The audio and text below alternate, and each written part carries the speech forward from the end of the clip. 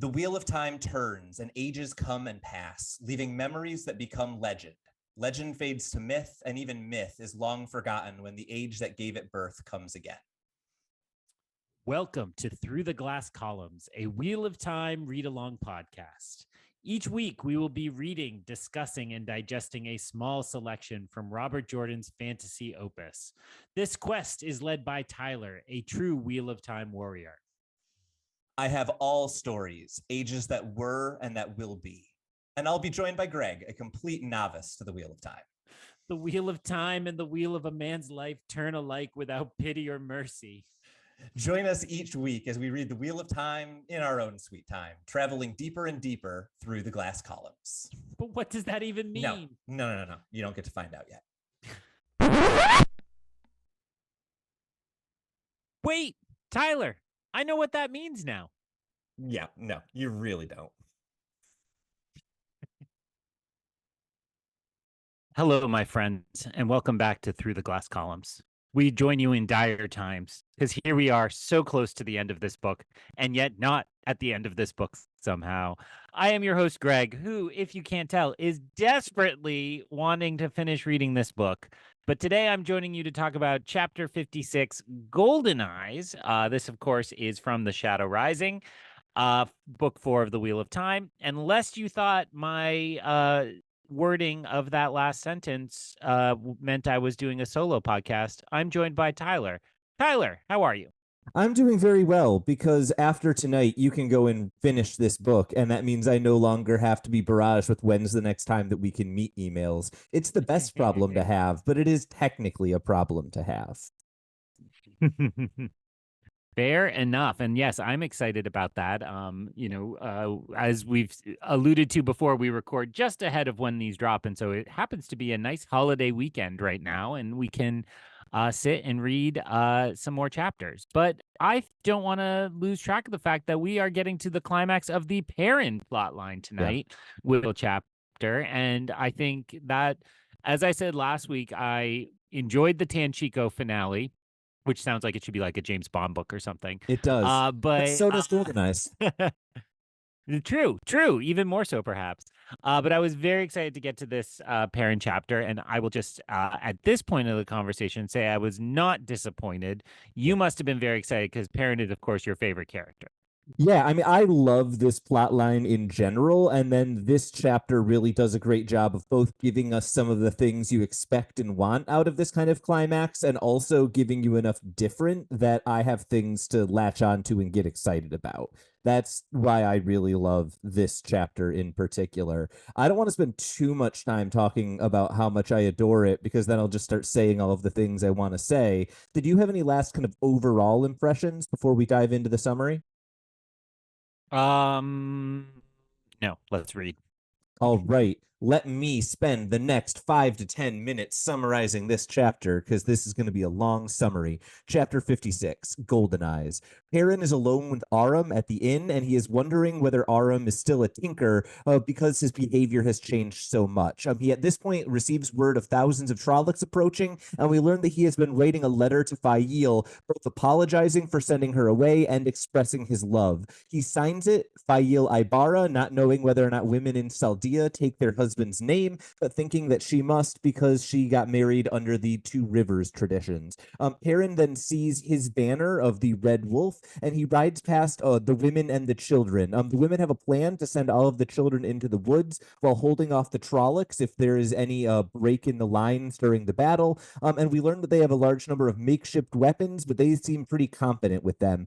Perrin apologizes to them for sending Fael away while they must stay, but they both understand and acknowledge the fact that Fael likely knew exactly what was happening when she was sent away, but she went willingly.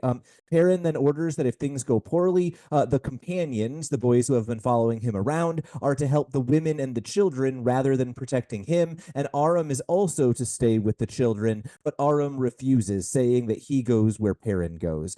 Perrin then approaches the White Cloaks, asking why they are not in place for the defenses of the village, and Bornhald says the White Cloaks are leaving.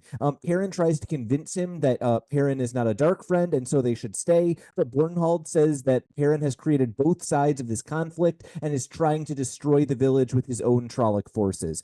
Perrin agrees that if they protect the village, he will be arrested, and he accuses them of having less honor than the women in the village who are at least willing to fight. Bornhald eventually agrees, saying that if they die, they will die clean, and then he swears that he will see Perrin dead. Aram asks Perrin whether he actually intends to keep his promise to surrender after the battle, and Perrin evades the question. At this point, the men in the village raise a cheer to Perrin Goldeneyes, and Perrin walks past Alana, who is helping prepare the catapults, and as he circles the village, he decides that he is going to fight on the north side of the village, the direction that Fail left.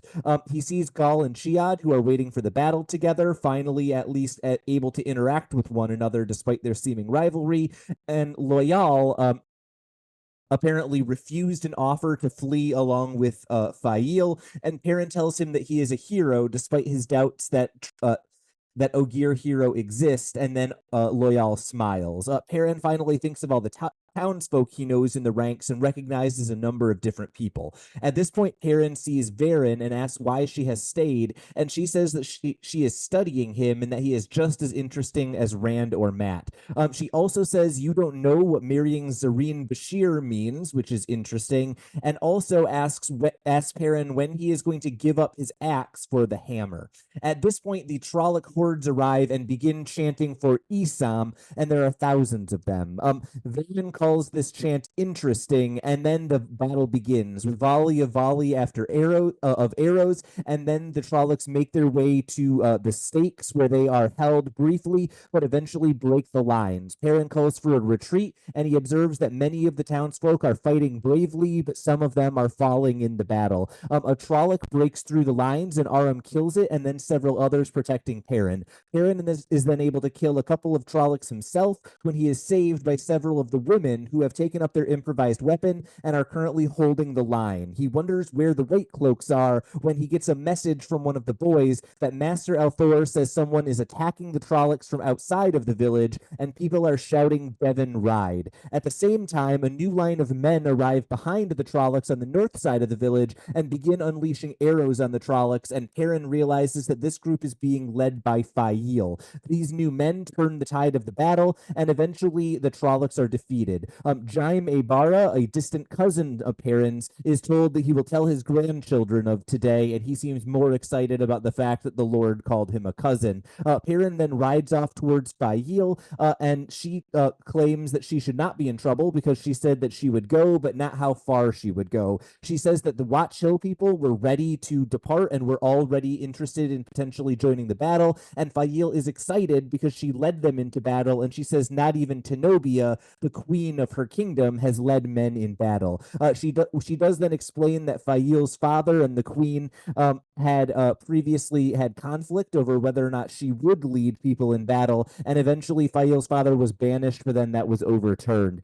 We then get Perrin apologizing for sending her away, and then saying that he will never be angry with her, but she stops him and says that her father once made that promise to her mother and it went very poorly, and she cannot deal with things that he does not tell her, so he agrees to let her know when something is wrong.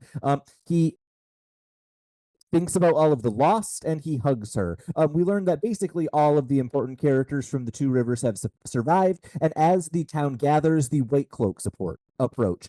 Dain Bornhald claims that he is arresting Perrin, but Perrin says that their agreement does not hold because the White Cloaks didn't help, and at this point the women say that the White Cloaks stayed on the green the entire time, and that is why they chose to come and support the lines. At this point, Bornhald says that this was all Perrin's plan, and it was only foiled because of the new arrivals from Devon Ride and from Watch Hill, and Bornhald says that he will see Perrin hang, and he will see him dead if the world burns, shouting that last line. One of the White Cloaks draw a sword when suddenly all of the Two Rivers folks draw their arrows. Perrin orders the White Cloaks to get out of the Two Rivers entirely, and then Dain Bornhald rides off saying that he will kill Perrin one day. At this point, some of the men from Watch Hill Fail arrive and tell Perrin that they are going to watch the White Cloaks retreat and make sure that they leave. Once they have headed off, Perrin asks Fael who that was, and Fael says it was the mayor, and also says that both the Women's Council and the Wisdom from Watch Hill are going to come so that they can approve of him as the Lord. Perrin seems aghast that his being considered a Lord is spreading, but she tells him that he is a Lord now, and then suggests some post-marriage alone time, and he rides off, as I said in my notes, like the "my parents aren't home" meme. We then switch into Padden Fane's POV, still claiming to be Ordieth. He thinks that even Isam had played in his plans, but then he wonders why Isam had stopped bringing Trollocs into the Two Rivers, and he is frustrated that the Two Rivers weren't completely destroyed. He sees the flag of Manetheren, wonders who showed it to them, and then realizes he can use the flag of Manetheren to scourge them even further than he already has. He then thinks that he will go to the White Tower for what he thinks was stolen from him. He looks over what he calls his hounds, which are 30 former White Cloaks who no longer follow the order, as well as one Merge Whale who is afraid of Isam because it let a number of people out at the Terran Ferry. At this point, Ordieth heads towards Tar Valon, but thinks first he will go to Camelin, and he knows that all of the White Cloaks and the Merge Whale will follow him because there is no one else for them to follow. And that is a lot of summary. This is one of those chapters that I wouldn't be surprised if it was a relatively short discussion from us because it's so plot heavy, but it's also our final chance to get into Perrin's head in this book, and so I think we could probably find little details to pull out over and over again. I'm really curious, was this a fast chapter or a dense chapter for you? Because I feel like it's a little bit of both. And we'll find out next time through the glass. Oh, you didn't want to go that short. This was a really fun chapter. I mean, more than anything, it plays like one of those climactic scenes in Lord of the Rings with kind of the two armies standing off and all hope being lost. And then, oops, here's another army you forgot about of helpful allies who have been around. So I thought it was really effective. I agree with you. There are a few small character moments kind of within it. But you know, it got me excited for what this will look like on the show more than it got me excited about, like, I can't wait to pick this apart, because I think it's fairly straightforward. I would summarize it as all of our characters kind of took the next step forward on their expected paths. There's not a lot surprising here. Yeah, I think if the plot that we had last week was very much about us not knowing where the characters were going because we hadn't gotten a lot of time with them, and that kind of made the character moments feel not quite as effective as we wanted, this week feels like the problem is we know exactly where these characters were going, and I'm not sure there were enough surprises to get me really diving into the character moments, because it feels like they're kind of extensions of things we've already seen. Is that kind of the same feeling you're describing? Yeah, and I would further buttress that with the fact that that doesn't mean these aren't meaningful. Like, I Right. was quite touched with the letter at the beginning, and maybe we can transition into going kind of more beat by beat. But you know, the fact that Perrin is now a character who is writing that letter and the strong emotions that he feels in writing it all felt earned to me, Yeah. and it hit. It's like, you know, well, I think I don't know which podcast I recently confessed this on, but my like absolute most sobbing moment in a movie theater is when the little toys in Toy Story 3 hold each other's hands and face their own mortality. And it's kind of like one of those moments, right? It's like when a character is faced with what they assume is just certain doom, and takes that moment to kind of express a little love and give a little kindness back to the world. I find that very moving. So I thought that opening moment was really great. It's not the exact first moment, but that early moment. Yeah, no, that's definitely a moment that I really loved. The only complaint that I have about it is we have never once seen any other indication that Perrin can think or speak poetically. And so I did feel like it was a little bit out of left field. But you're right. It's just a beautiful emotion, and it feels really earned because we know exactly where it's coming from and how we've gotten here and all of the characters involved. It is a moment that landed really well. The other moment that I found really kind of fascinating was this interaction between Perrin and the women immediately following, when he's kind of making his way through the village, and we see the preparations for how they are going to try to keep the women and children safe. But then Perrin takes a moment to apologize for sending Fail away when none of them could get away, which I thought both was kind of really telling of who Perrin is as kind of a budding leader. He's going to do the things that he knows are best for him, but also own up to it when it's not entirely fair. But I also found the moment where all of the women were just like, yeah, of course you did that, to be kind of really telling of the way that the Two Rivers thinks and how it's kind of as pragmatic as we've been told by people earlier on in this series.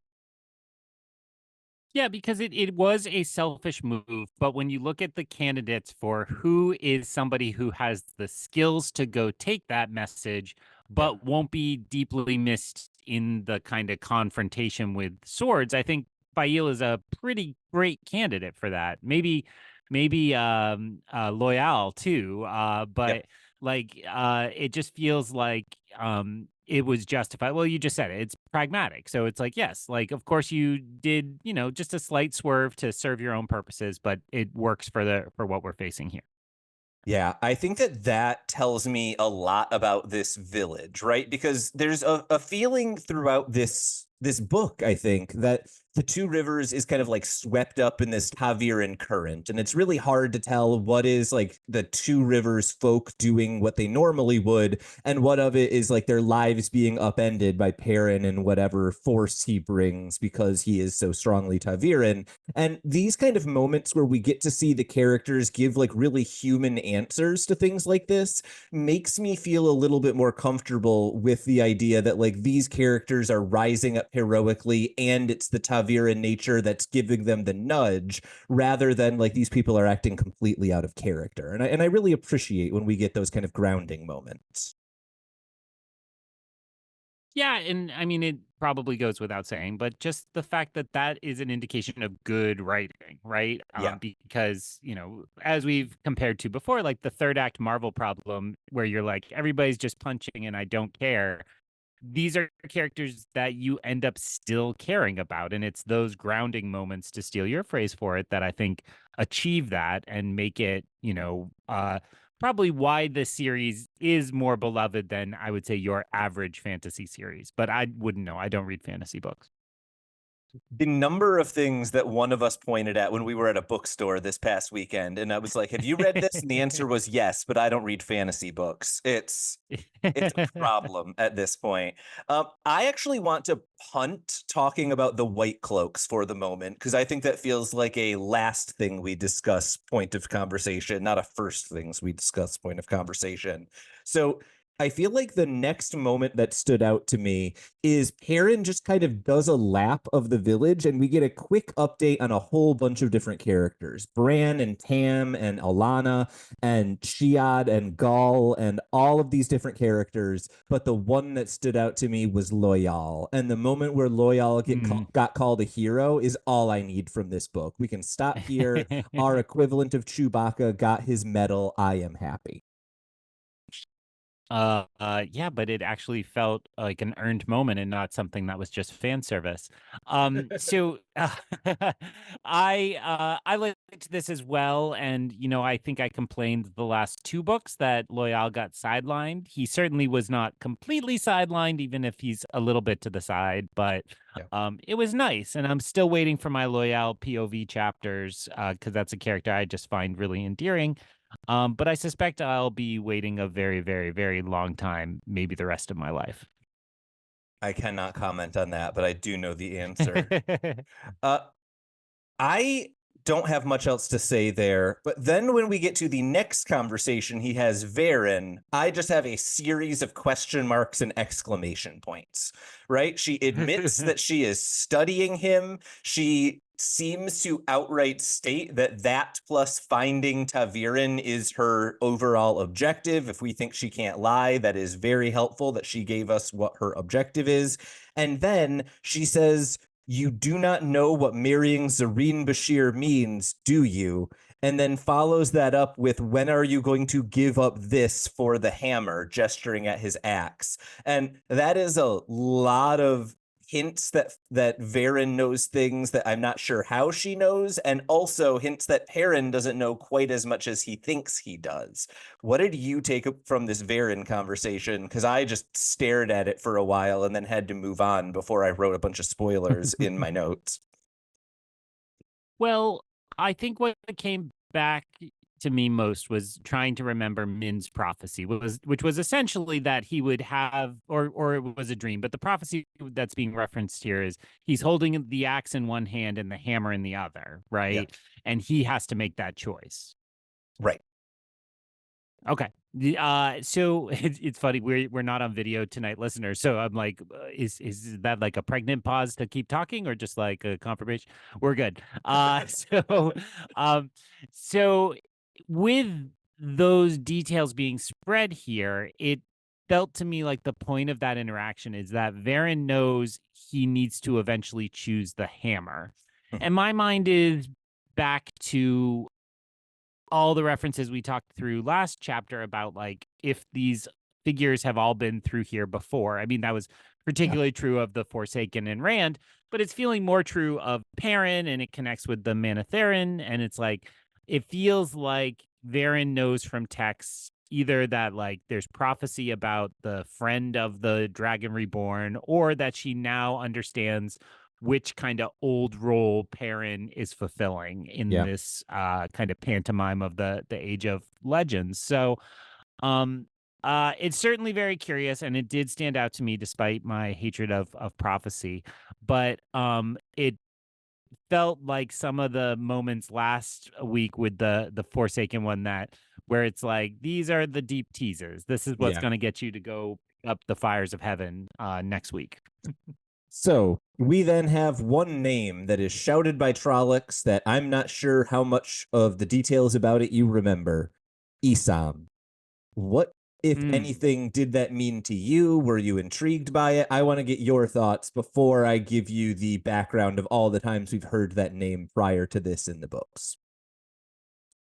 I definitely was intrigued in the moment. And again, I thought of Lord of the Rings when suddenly at the Battle of Minas Tirith, they all start chanting the name of the battering ram thing. Oh, yeah. Which I can't even remember. And so it was like, okay, is this a champion? Is this like a particularly dangerous Myrddrail or something? And it really, if I'm reading the end of the chapter correctly, this is just kind of one of the Forsaken that was commanding them. Not necessarily Forsaken, but definitely whoever was commanding the Trollocs and the Myrddrail. Okay, that's where I left it. So fill me in on what I should have remembered / didn't know. We have heard the name Isam twice before in this series. The first was in The Eye of the World, when we heard the story of Lan's history. We learned that he had a cousin who was lost to the Blight named Isam. Second, in The Great Hunt, when Varen actually was translating some of the Trolloc prophecy and like some of the Dark Friend prophecy, there were a couple of lines that I think are especially relevant here. Luke went to the mountains of doom. Isam waited in the high passes. So 1, Isam is a relative of Lan's. 2, Isam has some connection to Luke.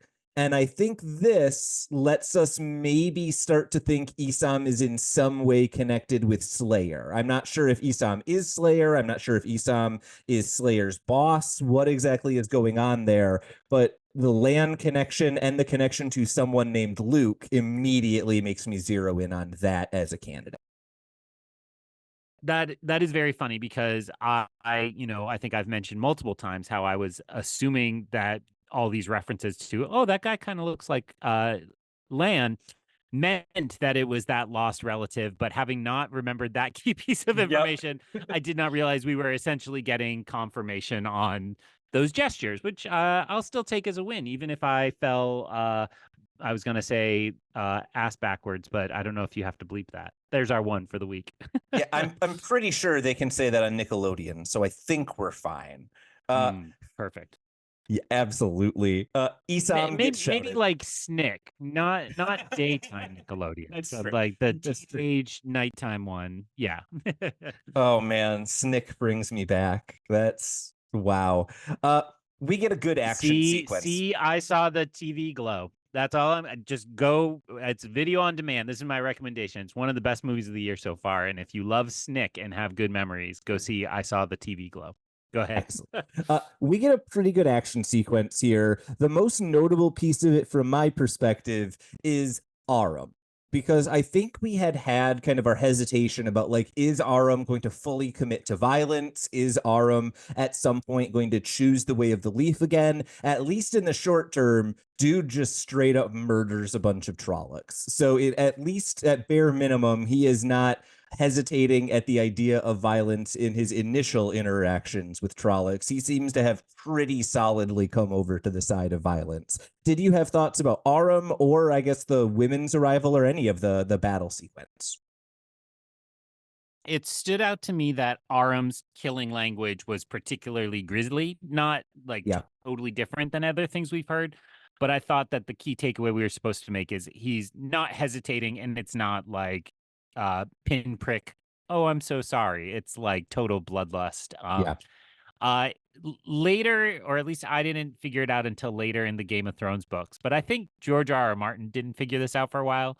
He started telling the story of like how the local people suffered under these lords, and Yeah. it used kind of butchering metaphors a lot, right? Like these Yeah. people being just, slaughtered and so on. So it felt like that. Like we're not just supposed to think of him as one other good troop, but he's getting dark sidey. He's enjoying this too much and is being very brutal. Yeah, I think that's the right read. And it's very different from, I think, where you predicted that character to go a few chapters ago, but perfect. That's what we want, is some surprises buried in the otherwise not formulaic, but at least like sticking to some of the trope story that we're getting here. Once the battle ends, which is blessedly soon, I appreciate that in a book, we get this revelation that Watch Hill was already more or less prepared to come when Fael arrived and brought them to the village. And we also learn that Devon Ride was also prepared to come. And this resolves kind of the mini mystery that we had in the last Perrin chapter of who was the messenger and who was coming, according to that messenger. We had worried it was more Murdrail or more Trollocs. It turns out it was exactly the opposite of that. This does, however, create one kind of oddity here, which is we get the whole story of Perrin's effort to save the village, and then it's not exactly Perrin who saves the village. I don't think that's a problem. I just wanted to point it out. What did you think about the way that this got resolved and kind of our everyone rallies together as the solution here? It feels almost more positive than Robert Jordan has been willing to get so far in this series. I'll grab that strand and say it does feel again like we're starting to see a theme of like the common people rising up, that they're not just going to put up with the powerful institutions of this land, but they're going to own their own fate and their own destiny. I did think the resolution of the kind of mini mystery was kind of nice, right? Because as I recall it, the White Cloaks rather, were really like, oh, this is just the key that the Trollocs are coming. And I think because they had misread it so badly, I knew that was not the correct answer, but I like stopped asking questions about what would be the right answer. And maybe kind of read it as like this is I guess we talked about the mouth of Sauron a little bit, right? Like this harbinger of the doom to come. So to have it kind of turn on its head and be like, oh no, this was actually a good thing, that to quote scholar and poet Mrs. Doubtfire, help is on the way, dear. And it was really lovely and really good. It's a movie, Tyler. I know it came out before you were born. I desperately need you to just make that voice as often as physically possible on this podcast. Does not matter whether the message lands at all. I think the next thing we got to talk about is the White Cloaks, unless you really had anything about Fael and her mother's relationship. Cool. The White Cloaks. I found this, I honestly forgot how exactly the Trolloc plot wrapped up in this. I love that plot. It works really well. It feels very Seven Samurai. But when I remember the chapter Goldeneyes after I finished this book, I remember Dain Bornhald and Perrin confronting one another about whether or not the White Cloaks helped. I don't know why this is the part of this chapter that always lands for me. What stood out to you here? What are you excited about? Was there any letdown with the fact that there was no real resolution to this conflict? What did you feel about this section of the chapter? I think it continues what I complimented about the Bornhold plot before, which is a good villain has to believe deep down they are right. Yeah. And he has not wavered from that, despite evidence to the contrary that maybe should have made him waver. But in this regard, in particular, I thought Robert Jordan was very clever to be like, to set it up so that both of them can feel the other cheated them, right? Yeah. And because it's a little gray, I mean, I think I naturally fall on, I don't think they did anything. I think they were just standing there on their pretty horses, like the women said, and then failed to kind of hold up their side of the bargain. But it's left ambiguous, and I like that. And, you know, I was then afraid that Perrin was going to do the most honorable action and just surrender anyway per the agreement. So I was actually kind of glad that he was like, well, if you didn't help, you didn't help. So it ended with more conflict. And again, I think this feels more like somebody who's setting up a longer series now instead of trying to wrap up everything neatly in case this were the last book. Yeah, I found the moment that really sold me. I think you talked about like the realism of Dain Bornhald and kind of how he feels like he could be right. The moment of that really worked was Bornhald kind of twisting himself in circles. What does it mean that the Devon Ride and Watch Hill people arrived? Because if they were on Perrin's side and Perrin wanted them to show up, it really does destroy any semblance of a logical story he has. And so he arrives at the only conclusion that makes sense with his assumptions that the Devon Ride and Watch Hill people were a surprise to Perrin and ruined Perrin's plan. And I thought that kind of willingness to bend over backwards to prove you're right, even when you kind of are starting to see the evidence you're wrong, it felt really prescient of, you know, some things that we've witnessed in the last, let's say, 4 to 8 years. Yeah, absolutely. That's where my head was as well, that like when you believe in a conspiracy theory, you know, theories of cognitive dissonance and psychology confirm this, that you will do whatever you can to make it so you are right and fit everything into that conspiracy theory. Because if you are ever proven to be wrong, you would have to question so much about yourself. When I teach some related concepts in my argument unit, I always refer to I had a friend who is a lawyer and for a number of years worked in the division here in Massachusetts that shut down daycare centers. And look, that's not a fun piece of work, but like, you know, these at-home daycare centers where maybe a family member was dealing drugs upstairs and nothing related to the daycare center, but there shouldn't be a daycare center in the house, something like that. And he was forever running into parents that just refused to believe whatever evidence they could present. They'd be like, no, here's the photos of the dead rats in the toy bin or whatever. Yeah. And the parents would be like, no, absolutely not. It's not true, because to admit that would be to admit that they had made the flawed mistake of sending their kid there, which they couldn't forgive themselves, right? And that, to me, just speaks so much to where Bornhold is here, because he cannot possibly admit that all of these mistakes like his father could have been wrong about Perrin, and it wasn't Perrin who killed his dad. So he has to just keep pushing and pushing in ways that increasingly don't make sense. It feels like true psychology, and I liked it for that.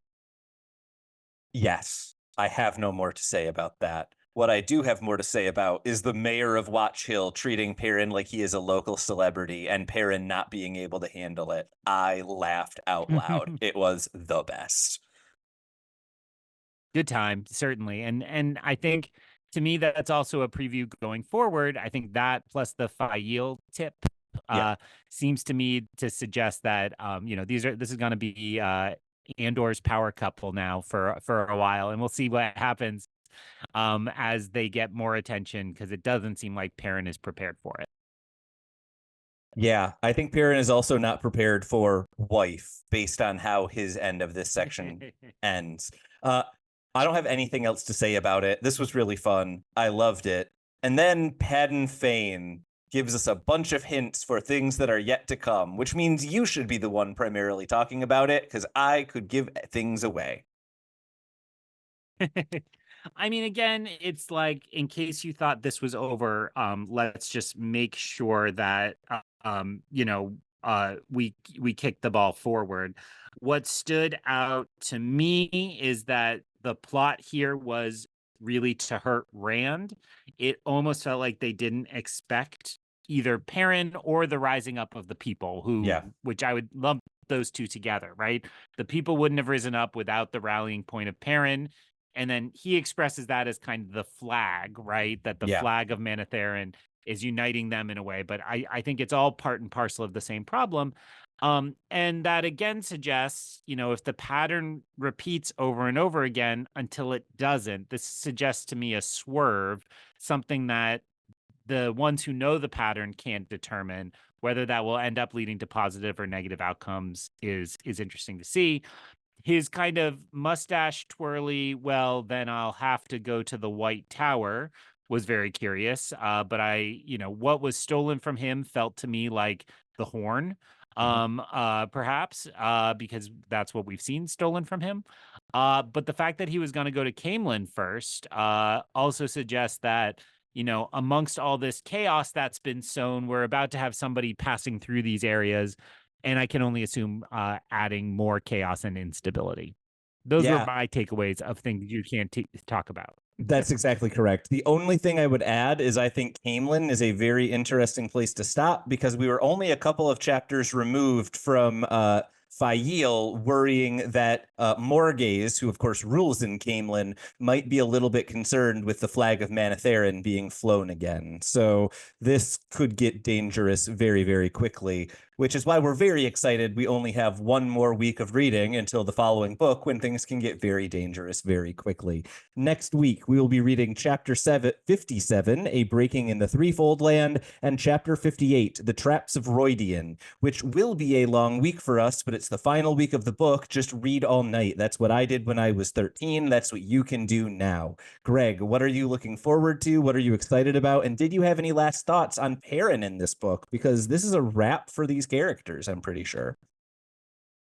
Well, just before I answer that second part, just to say also, in case we have very literal listeners, and we know we have at least one who is, also read that little page at the end, right? We are reading all the way through till you see the word glossary, everything up until that moment. So I'm really excited. You just said one more week, as if I'm not about to go upstairs and knock this out in the next hour. But I really liked that we got back to Emmonsfield. Joseph Campbell hero cycle and just storytelling conventions mean I thought we'd get back here eventually, but given the length of this book series, I thought it'd be much, much further from now, because that's usually a last kind of quarter of the hero's journey.